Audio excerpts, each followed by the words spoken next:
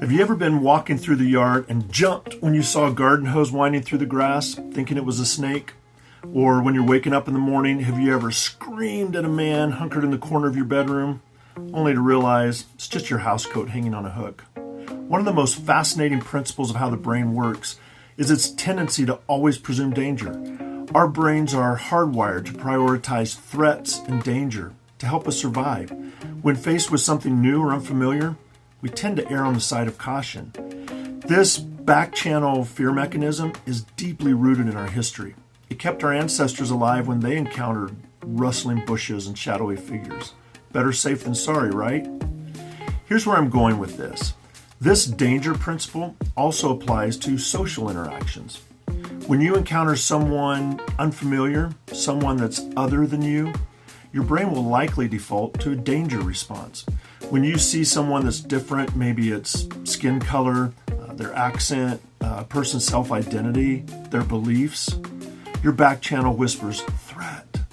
It's a primal reaction, a reflex. It's also the root of implicit bias. You know, those non-conscious prejudices that shape our perceptions and actions without us even realizing it.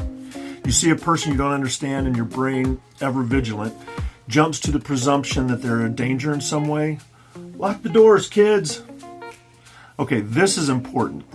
You need to understand that you're not a bad person for having implicit biases. They're a product of your brain's wiring. Everybody has these biases because everybody's brain is wired to presume danger. That's the point. We can't just get rid of them. But even more importantly, you should also realize that we're still responsible for recognizing them and working to overcome them. That's where empathy comes in. Empathy is like the antidote to your back channel's fear-mongering. It's the ability to step into someone else's shoes to consider the world from their perspective. Empathy is your conscious effort to override that initial fear response and replace it with understanding. It's your realization that the other is simply another human being just like you, with their own stories, their own fears, and their own hopes. I'm not preaching to anyone right now. Believe me, I have enough to work on myself. I'm still working on being more understanding and empathetic. It's a work in progress. But I would like to invite you to join me on this journey of building empathy.